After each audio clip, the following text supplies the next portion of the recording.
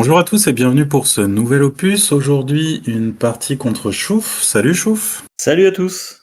Donc c'était une partie dans le cadre d'un mini tournoi qu'on avait fait, donc c'est Vendée contre Nantes. C'était la première partie qui commençait tôt le matin à 9h. Et on s'était levé assez tôt tous les deux aussi, non? Tu t'es levé à quelle heure toi le dimanche matin? Je me suis levé vers 6 heures quelque chose pour aller chercher Nicoco, puis aller chez Zéphyr pour qu'il nous emmène pour faire un petit bus de l'amour. Donc, parce que Nicoco étant immobilisé, il ne peut pas conduire. Donc, pour ceux qui ont écouté le stream, Nicoco faisait les commentaires avec Antoine. Je vous mettrai le lien vers la chaîne d'Antoine, alias Tsa, pour si vous voulez voir les parties streamées et entendre Nicoco qui demande des bières, à peu de choses. Ouais, c'est très présent pour la consommation. Et qu'est-ce que tu jouais pour cette partie alors? Donc, je jouais une liste 14 acti en Ewok. Donc 6 unités avec simplement des skirmishers, donc des guerriers Ewok. Je suis revenu de mon idée de mettre des rebelles troopers. Toujours les 5 persos de notre chef Antoine. Donc Hansono, Logray, C3PO, Wicket et Shuru. Et 3 unités de Slingers avec toujours un Ewok Trapper pour débloquer le Log Trap, le bombardement de la Time Force. Et dans les 6 unités de skirmisher, t'en avais 2 avec... Armes lourdes et le mot-clé charge en gagnant une suppression, Call to Arms. Et j'ai décidé de mettre Forest Dweller à toutes les autres. Donc ça me donnait un dodge en début de partie et un mouvement 1 d'éclaireur. Qui, avec mes choix de scénario, avait un peu de sens parce que je veux submerger l'adversaire en, entre guillemets, ne faites pas ça chez vous, sacrifiant mon armée afin de ralentir l'avancée ennemie, justement. bah ça peut marcher. Ça a marché sur des parties d'ailleurs. Certaines. De mon côté, je jouais une liste Krennic, donc avec Krennic et Virs. Alors, je sais pas si j'ai peut-être fait je sais pas si vous avez déjà vu une vidéo avec. Mais en gros, on a Krennic, donc Virs, 4 unités de Stormtrooper avec spécialiste. Le spécialiste, c'est celui qui donne un petit aim gratuit une fois par partie, sauf si on recharge. Il y en a 3 avec T21 et 2 avec HH12. Ici, le but, couplé avec Vir, c'est de lancer un max de dés blancs pour essayer de chercher du crit. 2 Dubak avec T21 pour avoir aussi du crit. Et 2 unités de Royal Guard avec donc l'arme lourde qui immunise au Pierce et Into the Fray.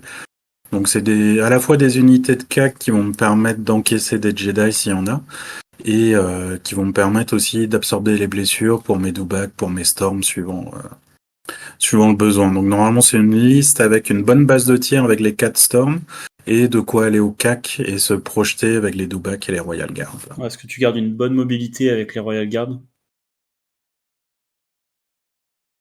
C'est ça. Et donc alors moi j'étais à 791, toi t'étais à 788. Oui. Et on joue sur tes scénars.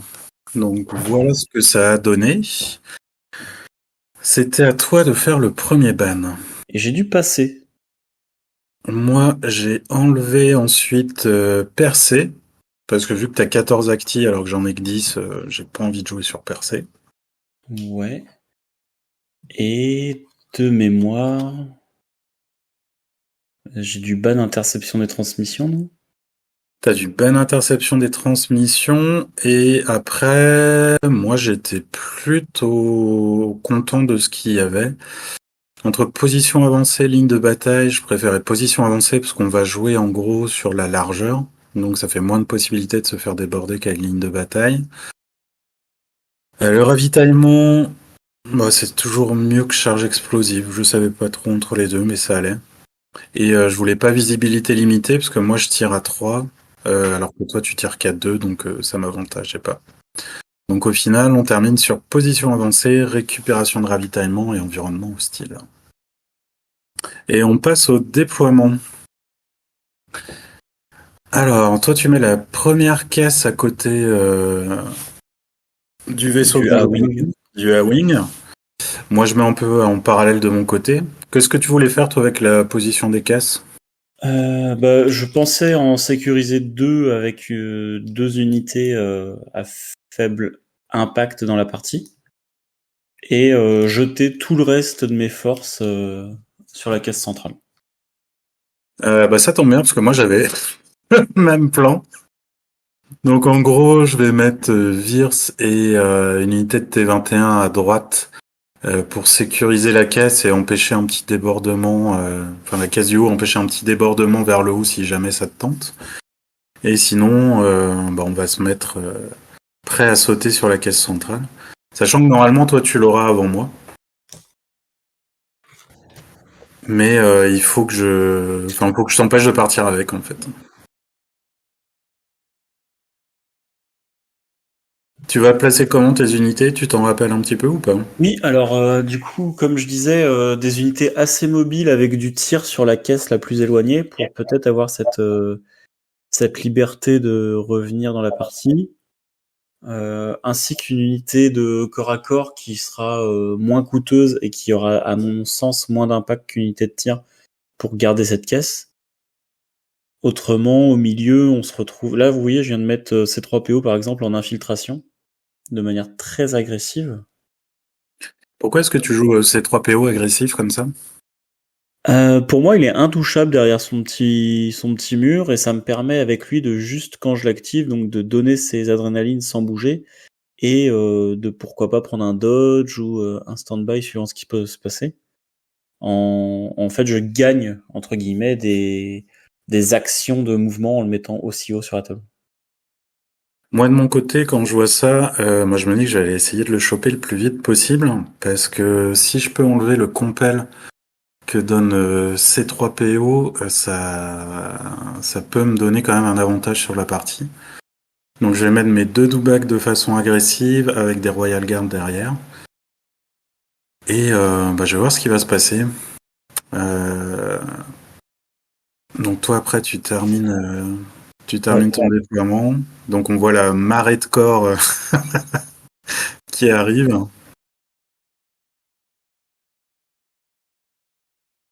Oh, c'est un, un beau jour férié à Aqua Boulevard. Tout le monde se baigne au milieu. Ouais, c'est sympa. Et on va passer au tour 1. Donc moi ce que je me dis c'est qu'il faut que j'y aille tout de suite si je veux avoir une chance de choper ces 3 PO. Donc je mets ambition vorace vu que Krennic et Cunning, malin en français, en cas d'égalité je suis sûr de remporter l'égalité. Et alors c'est une pipin mais qui me permet d'avoir 3 ordres piochés au hasard que je mets sur la carte de Krennic. Je peux les regarder et les utiliser quand je veux à la place de piocher un pion. Donc ça me donne en plus un bon contrôle d'ordre. Et ça me permet en fait d'avoir dans mes 3 pions piochés hasard un Dubak. Dubak qui va charger tout de suite ses 3 PO. Donc là, je rigole bien parce que je me dis, attendez, jamais il l'atteindra. Il se trouve que si. Je suis Mais plutôt bon, content. Je fais 4 touches en plus. C'est pas mal. mais Mais vous voyez, je fais 3 saves, on les voit en haut à gauche là. C'est drôle quand même. alors ça dépend de quel côté. À 6+, faire 3 saves sur ces 3 PO comme ça, bon, on est C'est plutôt correct. content. Maintenant que le Dubak est là, on va pouvoir le grignoter gentiment. Donc là, peu importe qui s'active, faut que ça fasse du dégât au Dubak. Donc là, tu charges avec une unité de skirmisher. Moi, ce qui me faisait peur, en fait, ce que je craignais, c'est que tu désengages ces 3 PO pour que tu te retrouves entouré de 20 millions de shield guard et qu'au tir, j'arrive pas à t'avoir. Donc j'ai plus de Dubak dans ma petite pioche secrète de Krennic. Donc je suis obligé de piocher. Et pour l'instant, c'est les gardes royaux que j'ai eus qui vont aller dire En contact bonjour aux avec les skirmishers. skirmishers. Sachant Donc que là, dans tes troupes là, mes deux cibles prioritaires pour l'instant, c'est les deux skirmishers qui ont Charge et Pierce, parce que ça peut mettre plus de désordre dans mes lignes. moi, je fais une petite tactique, ça sert à rien à gauche. Tu récupères la caisse. Oui. Et moi, le but là, ça va être avec tout ce qui tire, d'essayer d'éliminer le plus possible les unités qui peuvent s'approcher de la caisse ou de mettre de la suppression au minimum pour essayer de ralentir. Donc là, avec une unité qui charge, justement, je fais un contournement de Dubak et je vais impacter les gardes rouges. et ça save pas trop, donc il y a 2 gardes qui meurent, je crois. Et donc là, alors c'est là où on n'était pas sûr après, sur le mouvement du Dubak. Peut-être qu'il passait pas. Faudrait qu'on regarde. Mais il y a le deuxième Dubak qui arrive sur ces 3 PO et qui le tue. Faudrait qu'on Bah, regarde. là, la caméra, ça m'a l'air honnête, hein. Enfin, comme Ouais, bah on s'est demandé après, en fait, après avoir joué, parce que pour les troopers classiques, vous pouvez coller la réglette à un obstacle et passer sans problème, même s'il n'y a pas la place pour le socle.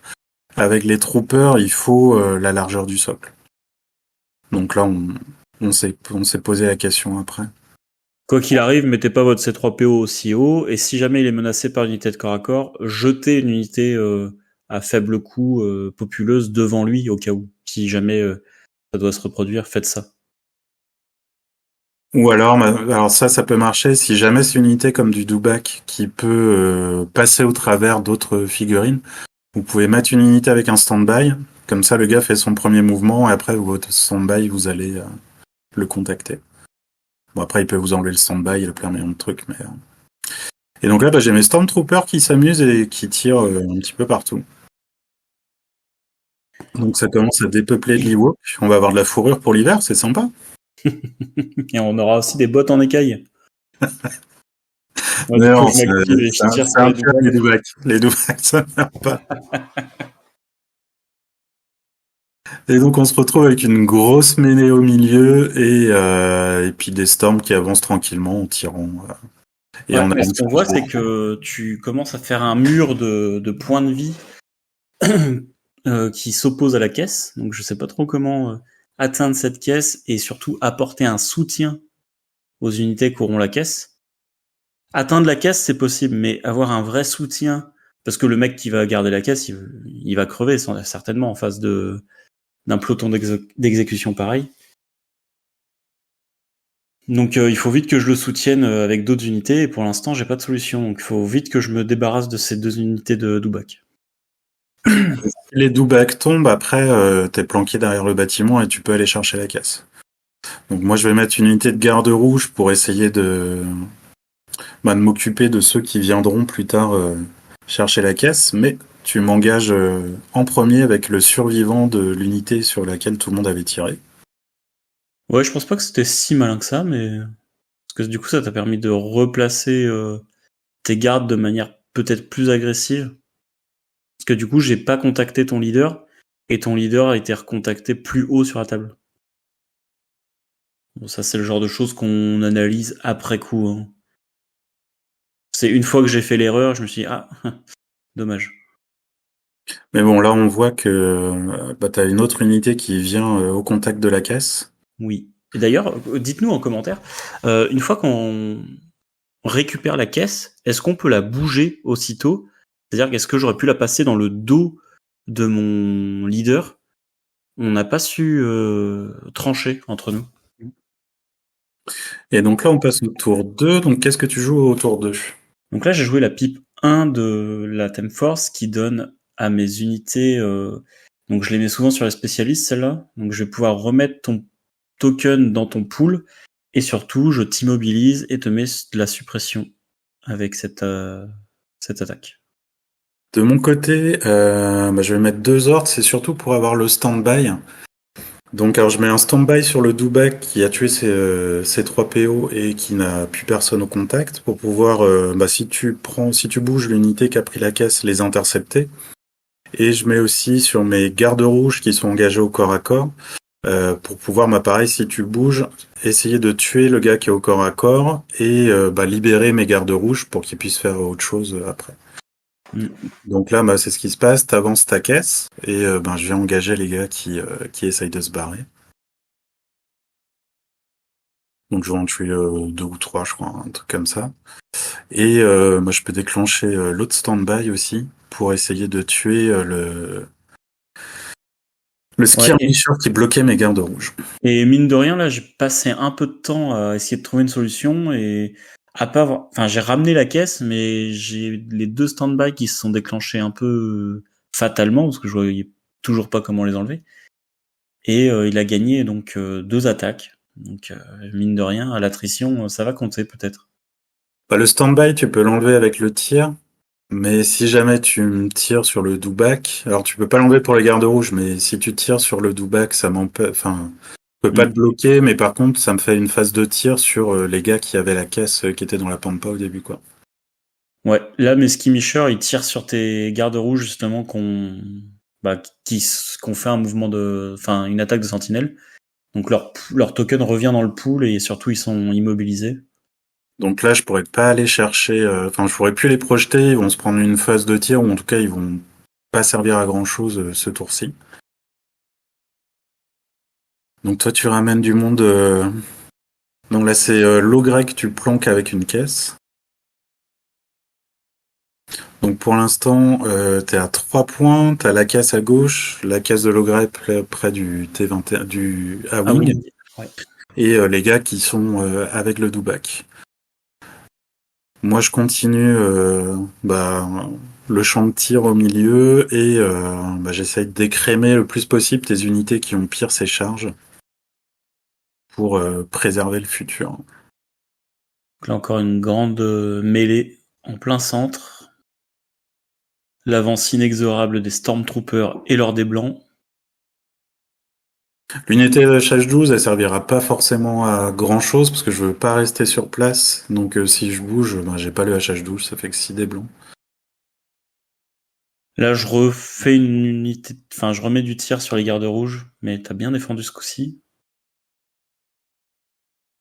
Et là, j'ai mes Storms en jaune là, qui peuvent avoir une ligne de vue sans couvert sur les slingers qui viennent de tirer sur les gardes rouges. Donc quand on peut avoir une ligne de vue sans couvert sur des Ewoks, faut pas hésiter. Mais ça fait mouche parce que j'en enlève 5. Quand il n'y a plus de low profile, ouais, ça défend moins bien les Ewoks. J'ai mon Dubak qui défend très bien. Je pense qu'il aurait dû mourir avec les attaques qu'il prend, mais il continue de résister là. Ouais, c'est toujours un peu un peu aléatoire, mais la satisfaction une fois qu'on le retire de table est encore plus grande, c'est tout. Donc j'active mon deuxième Dubak, je le mets en stand-by.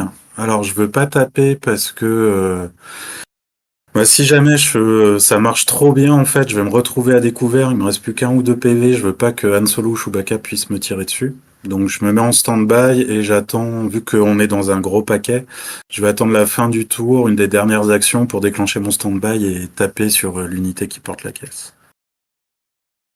Là on a Solo qui va s'avancer et tirer sur mes pauvres gardes rouges. Ils finissent par tomber, je crois. Non, encore Non, il en reste un et il y en a un qui est planqué sous l'échelle encore. Bon, par contre, ils ont 4 suppresses. Ça commence à être correct.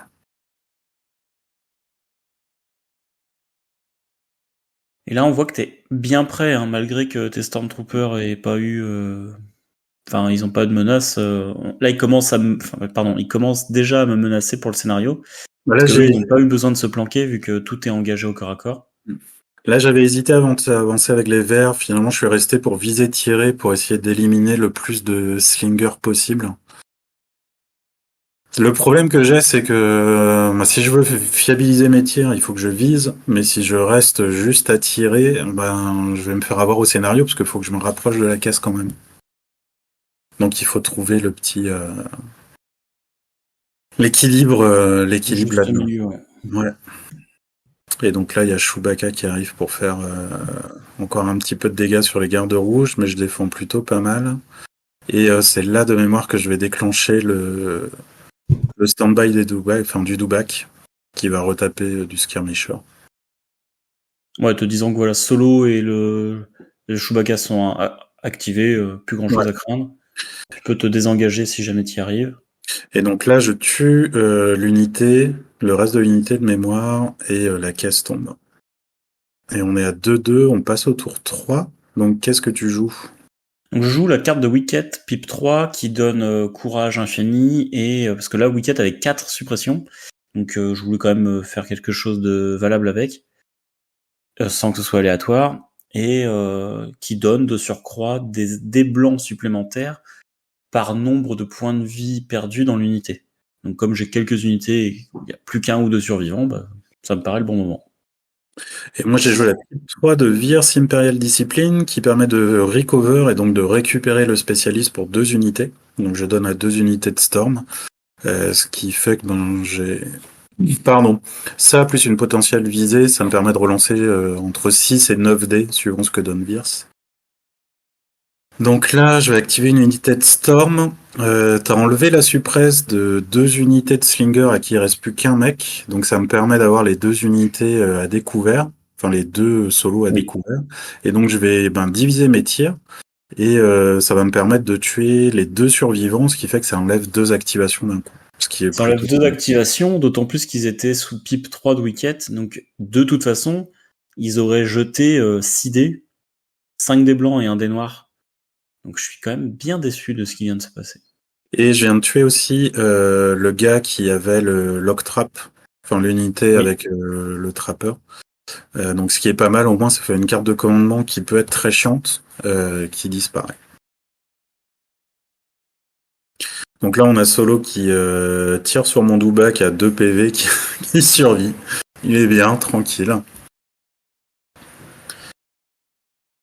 Donc ensuite j'active le Doubac, je veux contacter l'unité qui s'est approchée de la caisse. Alors normalement j'avais droit qu'à une action, mais grâce à Krennic et le compel, je peux en faire 2. Donc la première, je me suis arrêté sur 2 unités, sans contacter le leader. Comme ça, je leur mettais une suppression chacun. Et après, je suis venu au contact de l'unité porteuse de caisse. Et je la tape gentiment, pour l'amoindrir. Et on va continuer l'avancée pour s'approcher tranquillement des caisses tout en tirant. Ouais, là, mes skirmishers sont plus au contact parce que le Doubac est mort, mais moi, je m'étais un peu mélangé les pinceaux avec les gardes rouges. Les gardes rouges sont au contact d'une autre unité, donc je suis disponible au tir.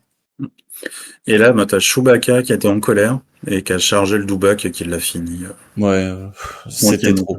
Trop, c'est trop. Nonchalant. Et donc là, t'as les skirmishers qui viennent engager mon unité HH12. Ouais, sans forcément taper, c'était juste histoire de te garder loin de la caisse. Et moi, l'unité qui est à la caisse, alors il faut que j'avance quand même, et je vais tirer dessus au moins pour mettre de la suppresse. Alors le positionnement me permet d'avoir des tirs sans couvert, et comme vous le voyez, je fais plutôt des bonnes réussites. Ouais, il y avait un couvert léger, je crois, parce qu'il y a des caisses devant nous, mais Non, parce qu'en fait, t'avais le leader qui est excentré vers le haut, et je voyais une majorité de filles sans couvert là-dessus. Ok. Et on continue à avancer, à tirer, on est tranquille. Un petit peu comme dans Andorre pour la manifestation. Il y a les manifestants Ewok qui approchent, et on dit non. Ouais, c'est un crossover entre Andorre et Andorre, l'épisode 6 et la série. C'est ça. Et Krennic avance tranquillement pour tirer un petit peu sur Chewbacca. Là, le but, en fait, ça va être, je sais que toi, tu vas ramener, t'as encore 3 ou 4 possibilités pour aller chercher la caisse, donc il faut que j'élimine ça, en fait. L'avantage que j'ai, c'est que tu dois faire un mouvement et une action pour prendre la caisse. Ouais, ce que j'ai appris là pendant la partie, c'est, vous voyez sur la droite de la vidéo, il y a Vir's qui a récupéré 2 caisses, et du coup, moi, sur le côté haut, à gauche, j'ai une unité de 7 tireurs et Logray qui ont une caisse, et JR m'a appris qu'on pouvait donc porter plusieurs pions objectifs avec une même unité, qui m'aurait permis dans cette stratégie destructrice, autodestructrice, de faire mourir mes 7 tireurs Ewok dans ce charnier qui est finalement le centre du village. Alors, le centre de table, il y a quelques cadavres d'Ewok. Donc là, tu as joué Reckless Diversion pour faire en sorte que si je dois tirer, je dois tirer sur Anne. Oui. Sauf que moi j'ai de la chance en fait, j'ai des armes courte portée, que ce soit Krennic avec son tir P2 ou la majorité de mes Storms qui tirent à P3. Et en fait je vais avoir la possibilité pour une grande partie de mes unités, soit de me déplacer, soit d'être hors de portée de Anne, comme pour cette unité-là, donc en fait la carte joue pas, soit de pouvoir me déplacer et de bloquer les lignes de vue de mes leaders d'unité pour faire en sorte de pouvoir voir Chewbacca sans pouvoir voir Anne. C'est ce qui va se passer avec l'unité verte ici. Ouais, parce que moi, le but, c'était donc de récupérer la caisse avec Chewbacca, avec ses 9 points de vie, et que tout le monde soit obligé de tirer sur Anne, mais ça ne s'est pas passé comme prévu, comme JR l'a expliqué. Et donc là, tu ramènes quand même du support pour pouvoir récupérer la caisse au cas où le tour d'après. Parce qu'on voit déjà que Chewie a perdu 6-7 PV. C'est ça, et là, pareil, l'unité jaune, elle se met hors de ligne de vue de Han et elle va finir Chewbacca. Et il y a l'octogone qui commence entre les skirmishers et les HH-12 au milieu de la table. Donc on va voir qui va en sortir vainqueur. T'as Virce qui balance un petit bombardement orbital sur Han, mais ça fera rien. Tristesse. Un PV, une suppresse quand même. Et là, Solo s'avance, il tire et il récupère la... Non, il vient en contact de la caisse, je crois. Je sais pas si je la récupère. Non, c'est parce que en 2 mouvements, tu pouvais pas la récupérer. Et mesquinement, tu mets un PV à Krennic. Je trouve ça moche, mais bon... Bah, j'ai appris plus tard que c'était Krennic avec un Y et que c'était pas le vrai Krennic. Enfin, il y a eu Maldon. C'est le frère jumeau bénéfique de Krennic. C'est comme Virce, tu vois, c'est un jumeau sympa. Et donc là, moi j'ai joué la pipe 3 de Krennic, donc j'attendais le tour 5 pour le jouer, parce que ça permet de mettre 2 suppressions sur tout le monde. Donc vu que t'as plus de compel, moi j'en ai, ça va permettre normalement de bloquer un petit peu tes actions. J'ai plus de compel, Wicket a que courage 2, donc ça commence à vraiment être craignos de mon côté, Logray étant un peu loin du reste.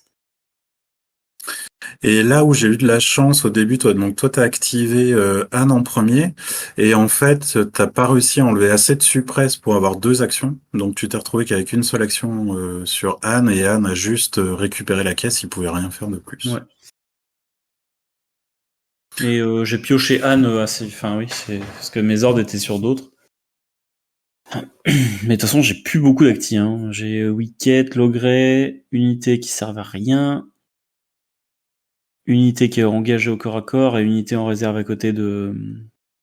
pour gardienner Anne, du coup. Bah là, t'as 2 activations hors jeu et 4 ou 5 au milieu, un petit peu comme moi. Donc là, il y a Wicket qui s'était débarrassé du dernier garde rouge, qui s'approche de la caisse aussi. Donc moi, je continue à avancer tranquillement et à tirer. Là, Anne, je vais pas forcément le tuer parce qu'il a low profile. Mais le but du jeu, ça va être d'accumuler le maximum de suppresse sur lui pour qu'il puisse pas partir vite. Et toi, on peut dire que tu l'as bien acculé, Anne. Et toi, tu mets une deuxième unité au contact de la caisse, comme ça, si Anne meurt, eux, ils peuvent le récupérer tranquille. Mais j'ai toujours ces quelques points dans la pampa à gauche hein, qui commencent à me faire défaut sur ma stratégie de jeu. Donc là, t'as joué For the Tribe. Ouais. Moi, c'était un push classique. Donc c'est moi qui vais commencer, mais je ne sais plus avec qui. Toi, tu vois comment la fin de partie, là? Bah là, je me vois survivre avec la caisse en réussissant toutes mes saves à 6+, et te faire un joli pied de nez sur le scénario, quoi. Donc là, j'ai commencé par activer une unité de Storm. J'ai d'abord tiré avec eux sur Anne pour mettre un petit peu suppresse et pourquoi pas un PV. Et après, je suis allé engager Wicket, histoire que Wicket puisse pas aller chercher la caisse au cas où. Et je vais commencer à tirer un petit peu sur les skirmishers aussi et sur Anne. Donc les skirmishers, faut que je leur mette un petit peu de suppresse aussi. On ne sait jamais, avec un peu de chance, ils pourront pas faire grand-chose. Anne, il n'arrive pas à se défaire de sa suppression et il n'a pas beaucoup d'actions. Ce qui aurait pu être sympa, c'est qu'il vienne au contact d'une unité qui vient de s'activer pour être tranquille. Mais il a pas assez d'actions à cause du suppresse. Tu dois être à 4 ou 5, je sais plus. Hein. Ouais. Donc là, il a juste paniqué, il a rien fait ce tour-ci. Et donc toi, tu as l'unité de skirmisher qui va engager, ça c'est pas mal, une unité de storm avec visée, donc ça fait beaucoup moins de tirs sur Anne. Je vais quand même continuer à lui tirer dessus. Là, il est à 4 suppresses, donc normalement c'est bon. Ah ouais, alors on n'a pas la fin de la vidéo malheureusement. Mais c'est pas grave, on va le faire de mémoire. Ouais, il a 4 suppresses et il me reste une activation, c'est Krennic. Donc en fait avec Krennic, soit j'enlève le dernier PV de Anne, la caisse tombe, on va au KP et je gagne, soit je lui mets un 5e suppresse. À la fin du tour, donc Anne enlèverait un suppresse et il resterait à 4, donc il paniquerait et serait considéré comme n'ayant pas la caisse et on serait allé aussi au KP. Ouais. Et au donc KP, t'étais vraiment devant parce que j'ai pas achevé beaucoup d'unités de Stormtrooper. Et moi, j'ai quand même plus grand chose, sachant que mes persos sont partis. Et donc ouais, au final, Krennic réussit à enlever le dernier PV de Anne grâce à Pierce et à son sharpshooter. Et ouais, moi j'avais perdu en fait 2 gardes royaux et 2 Dewback.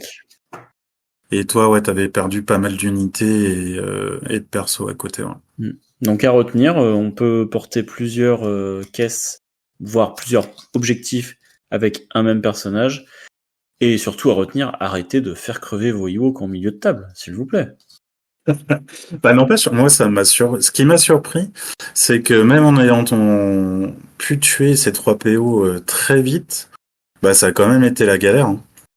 Enfin, la Parce qu'une partie, fois que l'adversaire se jette dans les lignes, j'ai plus forcément besoin de 2 actions, et quand j'ai besoin de 2 actions, je peux dire courage infini ou relentless. Donc bah c'est ça, t'as les cartes de commandement qui te permettent d'avoir soit relentless, soit de gérer le courage. T'as c'est Logray aussi.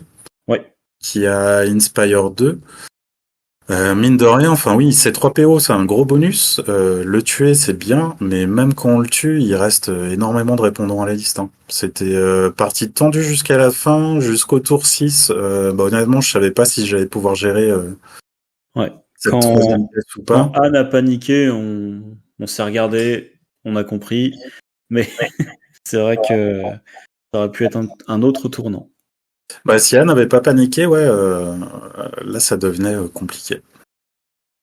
Bon, en tout cas, merci pour la partie. Merci à toi et merci pour tout ce que tu proposes. Les Ewoks, qu'est-ce que t'en penses alors? Toi qui as fait quelques parties quand même maintenant? Eh bien, je peux vous le conseiller, c'est assez rafraîchissant et surtout c'est très plaisant à jouer. Il y a beaucoup de choses à découvrir encore avec. Peut-être venir à tester les Leia et Wicket avec leurs cartes de commandement qui s'embriquent bien ensemble. C'est peut-être moins optimisé que ce que Antoine a trouvé, hein, c'est même sûr. Aussi Chewbacca avec son Inspiration 3 et son Incognito qui peuvent être des choses rafraîchissantes à jouer. Ouais, Chewbacca dans son ATST. Mais en termes de compétitivité pure, la liste 14 Acti avec un minimum d'applications, c'est-à-dire que vous jouez d'abord les unités qui servent à rien, vous faites en sorte d'être toujours à couvert léger et ça devrait bien se passer. Essayez de pas toujours sacrifier tout le monde. Franchement, vous allez réussir à faire des choses avec et surtout vous allez vous amuser. C'est vraiment très appréciable les premiers tours. Vous avez à peu près 10 minutes à jouer seul pendant que votre adversaire vous regarde tuer ces petits bonhommes. La S14 Acti est vraiment compétitive. Par contre, il faut un minimum d'entraînement aussi. Parce qu'en plus, alors ça va, tu joues assez vite, mais c'est vrai que la cloque peut vite être un problème aussi s'il y en a. Parce qu'il y a beaucoup d'activités, enfin il y a beaucoup de choses à faire. Mais je pense que hors compétitif, ou même si vous voulez pas être hyper compétitif, ouais, avec Chewbacca, Latte, les choses comme ça, il y a des trucs à faire aussi pour bien s'amuser, quoi. Eh ben, merci à vous de nous avoir écoutés, pardon. Et puis, je vous dis à bientôt. Salut. Non, tu dis pas à bientôt, Chouf. À bientôt, au revoir. Merci à tous de votre écoute assidue et à bientôt pour de nouveaux épisodes. Nous serons de retour pour rouler de mauvais tours.